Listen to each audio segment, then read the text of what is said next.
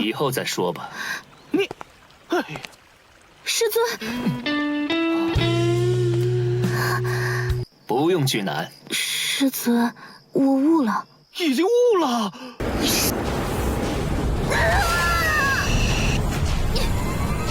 九火燎原，固胎换骨。哦，关心提示：王洛离中程度。调动李龙。竟如此厉害！不过是为师的小小宠物罢了。去。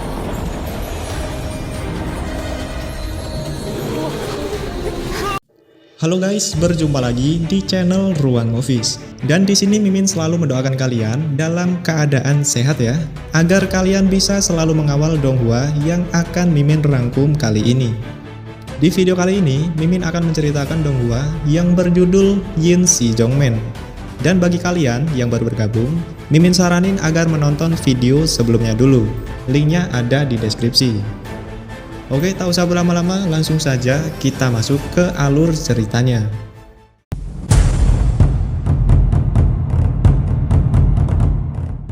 Setelah mendapatkan peliharaan ikan naga dan berhasil membasmi para musuh, tentu saja Luoli menjadi kaget dengan kekuatan Bei Chen yang sudah berhasil mengalahkan para musuhnya.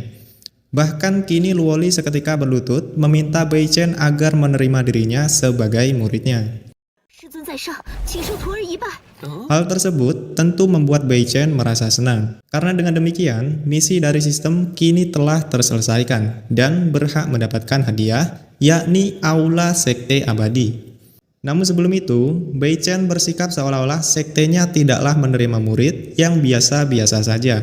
Alhasil, dengan begitu demi menjadi murid Bei Chen, Luoli pun bersedia untuk bekerja keras. Akan tetapi meskipun begitu, ternyata sistem mendeteksi kalau loyalitas Luoli sebenarnya hanya 10 poin saja. Jadi dia tidak benar-benar percaya dengan sekte abadi tersebut. Mendengar akan hal itu, tentu saja Bei Chen menjadi kaget. Ia tak menyangka jika mulut wanita ini sebenarnya penuh akan kebohongan. Meskipun begitu, Bei Chen tetaplah menerimanya. Hingga pada akhirnya, sistem pun mendeteksi bahwa ada kekuatan poenik pada tubuh Luoli, dan diharuskannya untuk mengaktifkan kekuatan di tubuh Luoli tersebut. Namun hal itu tidak terjadi, di mana ketika Bei Chen ingin menyentuhnya, tiba-tiba ia malah menjauh dan menuduh Bei Chen yang tidak-tidak. Seketika saja loyalitas Luoli menurun menjadi 5 poin. Sontak, Hetian yang melihat Luoli malah menjauh, dia pun kemudian memarahinya.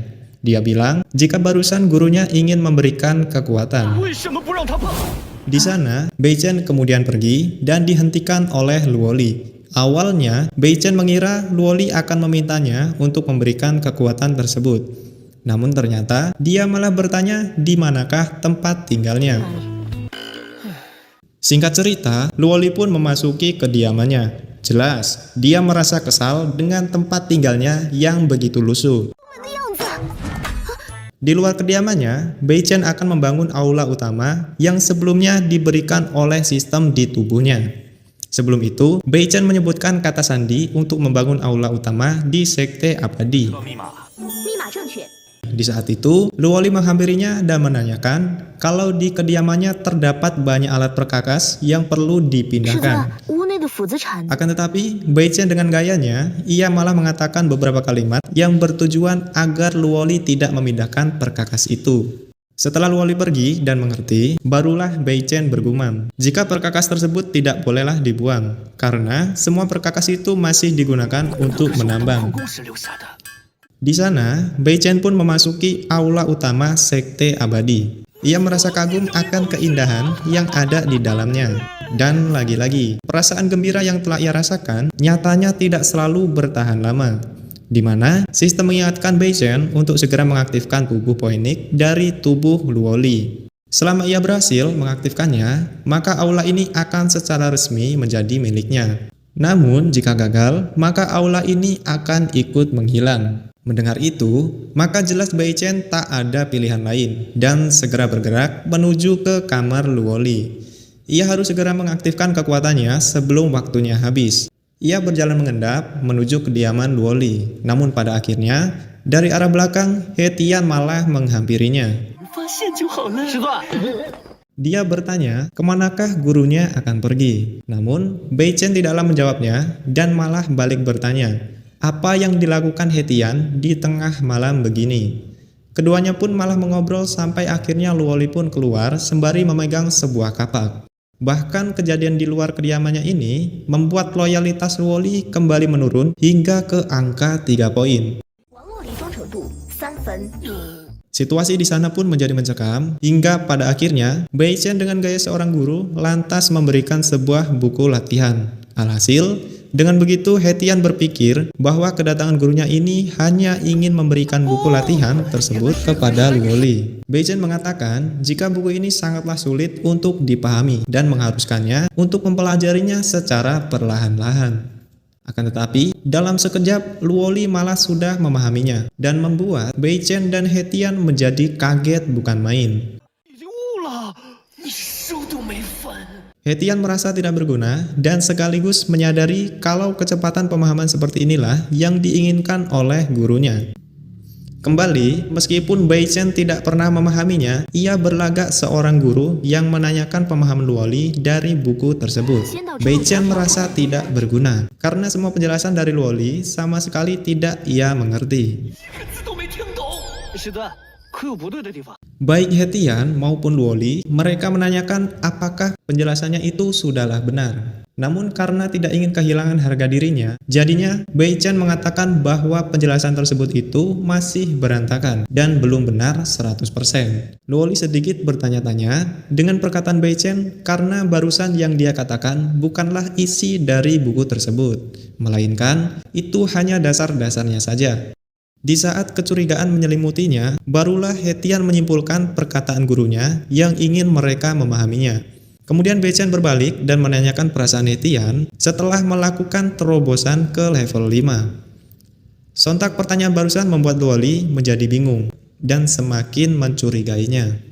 Dia heran mengapa Beichen menanyakan hal tersebut, serta langsung mengira apakah Beichen memanglah belum pernah berlatih kultivasi.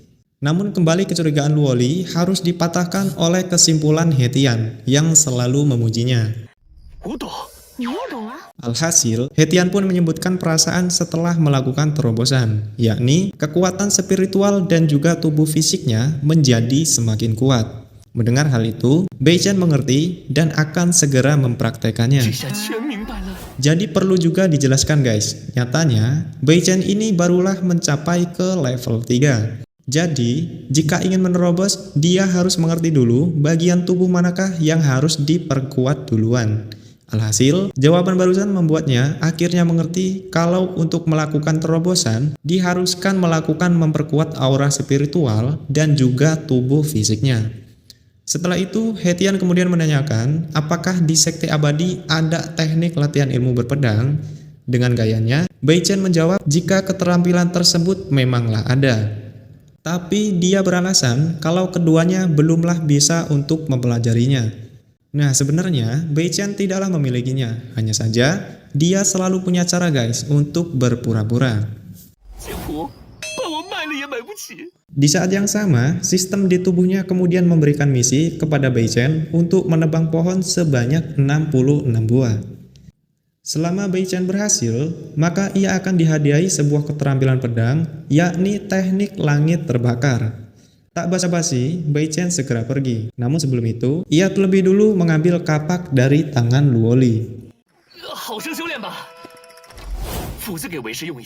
Singkat cerita, Beichen semalaman terus melakukan farming guys, yakni menebang pohon hingga sampai di waktu siang hari. Namun sampai saat ini, ia belum mampu untuk menebang suatu pohon di sana. Dari arah belakang, kedua muridnya bertanya-tanya, kenapa gurunya ini melakukan penebangan pohon? Kembali dengan sikap kagumnya, Hetian menyimpulkan jika gurunya ini tengah mempelajari ilmu bela diri dengan menebang pohon. Hetian mengira-ngira bahwa gurunya ini tengah berlatih dengan mengayunkan sebuah kapak. Namun sesuatu yang memalukan terjadi, di mana kapak yang dia pegang seketika terjatuh di hadapan muridnya. Alhasil, demi untuk menyelamatkan harga dirinya, ia pun bersikap layaknya seorang guru, menyuruh keduanya untuk berlatih pedang dengan menebang pohon. 将这66棵树伐掉。定不负是罪所托。 Di saat kedua muridnya tengah melakukan penebangan pohon, di sana pula Bei Chen malah asyik menangkap ayam untuk dia makan. Namun di saat akan memakannya, tiba-tiba muncullah kedua muridnya yang menanyakan alasan gurunya tidak menggunakan kekuatan spiritual untuk memanggang ayam itu. Jelas, di sana Bei Chen tidak menjawabnya, dan beruntung ada si Hetian yang selalu mengira-ngira. Barulah di saat itu, Bei Chen selalu mendapatkan ide bahwa jika ingin menjadi praktisi kuat, maka harus terlebih dahulu belajar menjadi manusia biasa. Kemudian Bei Chen menanyakan hasil penebangan pohon kedua muridnya. Yang jelas saja, keduanya telah berhasil menebang sebanyak 66 pohon. Dan di sana pula, Bei Chen mendapatkan hadiahnya. Dia kemudian memberikan hadiah tersebut kepada kedua muridnya. Karena kita tahu guys, Bei Chen ini sama sekali tidak bisa mempelajarinya, karena tidak bisa bahasa Cina. 为师赐予你们焚天剑法，铁定看不懂。 Barulah setelah diberikan buku keterampilan pedang ini, loyalitas Luoli kembali meningkat menjadi 20 poin. Dia kemudian menanyakan apakah Sekte Abadi ada senjata pedang untuk mereka berlatih. Jelas, Bei Chen bergumam, itu tidaklah ada. Namun di saat ia bingung untuk menjawabnya, barulah si Hetian kembali menyimpulkan jika gurunya sebenarnya ingin mereka berlatih dengan sebuah kayu. Karena sebelumnya, gurunya telah memerintahkan mereka untuk menebang sebuah pohon. Dan lagi-lagi guys, ini merupakan sebuah keberuntungan. Yang dimana di saat Bei Chen sudah mentok, muncullah si Hetian yang menyelamatkan harga dirinya dengan sikap kagum terhadap gurunya. Mendengar hal itu, seketika loyalitas Luoli meningkat menjadi 40 poin. Dia meminta maaf karena telah bersalah pada Bei Chen. Namun Bei Chen tidak keberatan sama sekali. Dan pada akhirnya pun ia menyentuh tubuh Luoli untuk mengaktifkan tubuh poiniknya.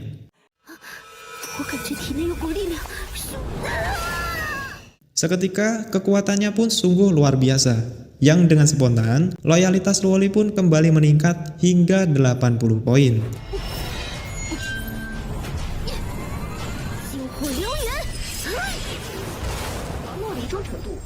Namun masalah belumlah usai, di mana setelah mencoba kekuatannya, dia malah membakar semua pohon di sana. Bei Chen sangat panik, begitupun juga dengan kedua muridnya, yang kini meminta agar gurunya bertindak memadamkan api tersebut. Di saat ini, jelas sekali, tidak ada yang bisa Bei Chen lakukan. Ia lantas terdiam dan tidak melakukan apapun, membuat kembali loyalitas Luoli teruslah menurun. Namun pada akhirnya, Bei Chen pun teringat dengan ikan naga peliharaannya. Lantas, ia memerintahkannya untuk memadamkan api tersebut.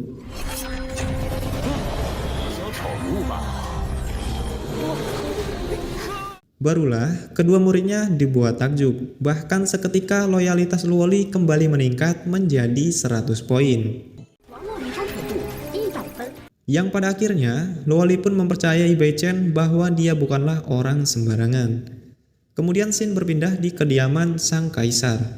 Dan terlihat di sana ada seorang kaisar dan juga pelayannya sedang membicarakan pelatihan sang pangeran yang selalu mendapatkan hasil buruk alias gagal. Sang kaisar lantas menanyakan alasan kenapa sang pangeran selalu gagal dalam berkultivasi. Sang pelayan menjawab pertanyaan itu, yaitu dengan sebuah pusaka yang ada di tangannya. Ternyata setelah dilihat, di sana tertulis bahwa pangeran harus terlebih dulu melakukan pelatihan di sebuah sekte. Yang di sana terdapat adanya monumen batu. Ya, benar sekali guys. Tiada lain itu adalah Sekte Abadi. Akan tetapi keesokan harinya, ayahnya malah menyuruh sang pangeran untuk bergabung dengan Sekte Raja Hantu. Karena diketahui bahwa sekte tersebut merupakan sekte terkuat di wilayah Tianan. Namun sang pangeran seperti tidak ingin melakukannya, karena sekte tersebut terkenal akan kejahatannya. Sang pangeran terus menolak, namun sang kaisar terus memaksa dirinya. 只是以为你以为几次了？3，而且有罪，父皇息怒。Lalu Shin kembali berpindah di Sekte Abadi. Di sana, seperti biasa, murid dan guru selalu berinteraksi.